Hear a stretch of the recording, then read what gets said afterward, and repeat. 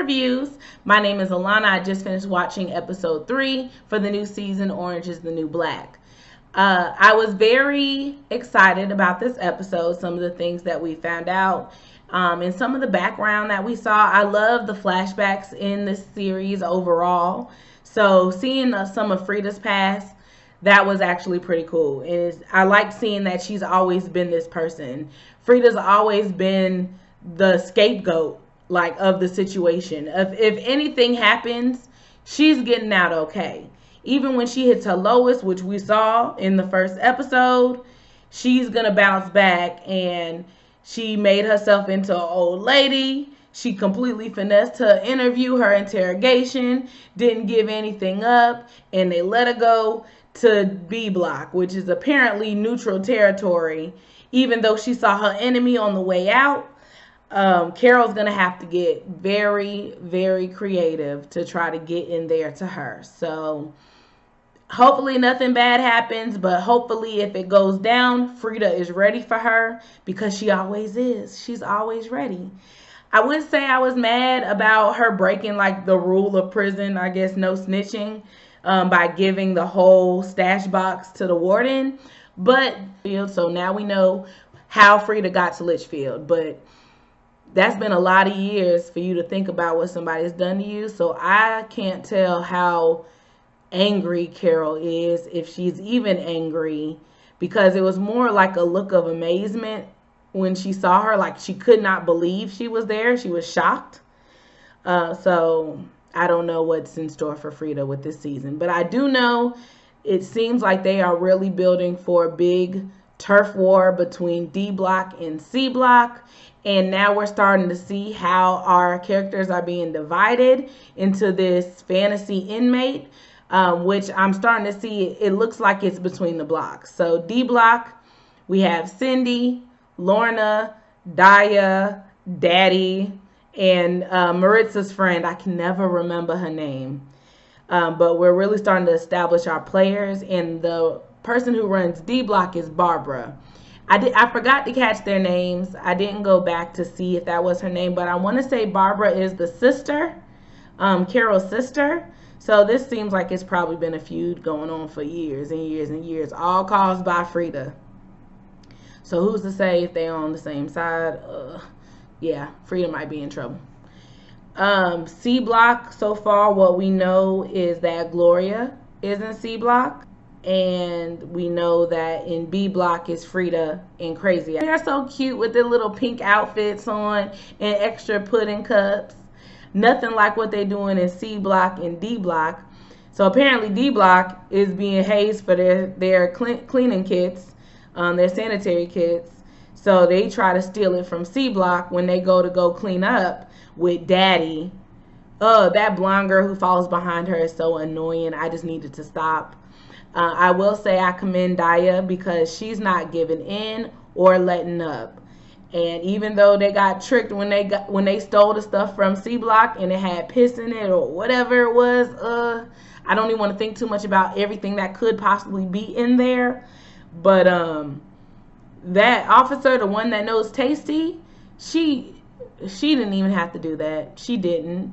But I just don't understand why Daya would take a plea deal. Why would you take a plea deal? This is clearly, there are too many factors, too many situations, too many people who witnessed this for you to have taken a plea deal. Like, she really should have thought about this or figured out and got a lawyer. I feel like she had no lawyer present. She could not have. Speaking of lawyers, Nikki and her daddy and their issues and his wife and new family brought it all to the prison. Bad timing, sir. And Nikki, she will not let up. Apparently, he must have been the worst, because this is our first time even seeing him, because I know it was her mom who was always giving her money and looking out for her and trying to get her to do the right thing. So we don't know where her dad has been all this time, but apparently he's been with a whole nother family. I'm scared to see what happens to Nikki. I'm glad she didn't snitch on Red or say anything about what happened there and really hung that tight in. But she's pretty much, I can't see her not going down for the pharmacy thing.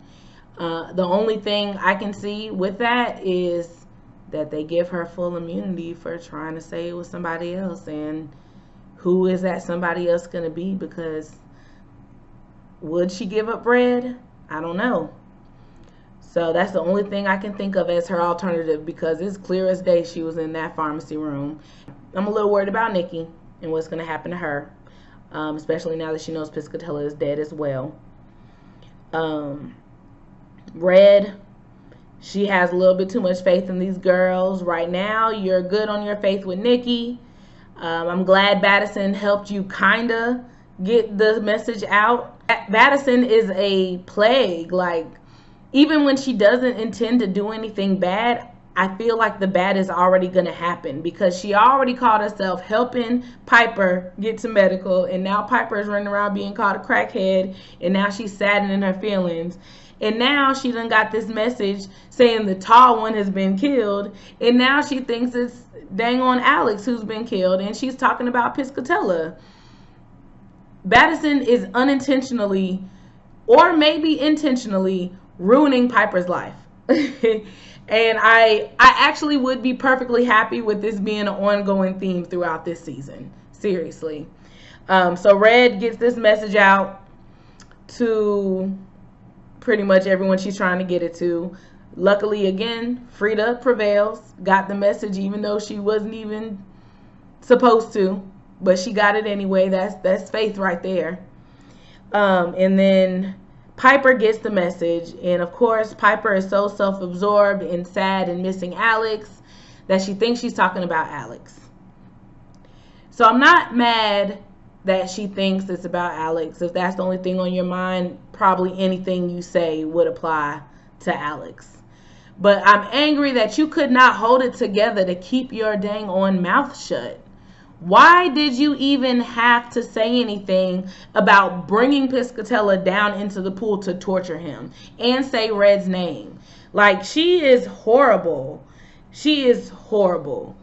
I'm just so over her shenanigans. There's no way they can let her back from this one. They've already given her so much leeway in so many other things that she's done, that this, you done messed up with the wrong person, because these are the only people you had left, and now you sat there and thrown them under the bus too. So I'm so over Piper. Piper and Cindy. Right now they have done the best job that they could do to put them on my bad list. Cindy tried to come back a little bit because it was funny that they was going for the little sanitary kits and everything. And I like that they sat at the table together and they were talking, you know, Litchfield, now we're a group now, I guess. But it was a good episode overall. I like the way that it's building. I'm glad. I feel like they picked up the pace a little bit with this season.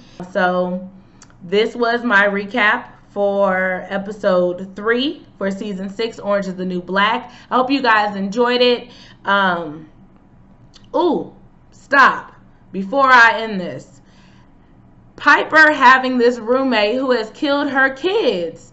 Tell me your thoughts on this. But I don't know what I'd do if I was this person's roommate. And the lady referenced her children so much, it's just creepy. I don't even know if I want to know the story there. I know there's about to be some moments in this season that it's really going to make us uncomfortable. But this, yes, uncomfortable. Okay.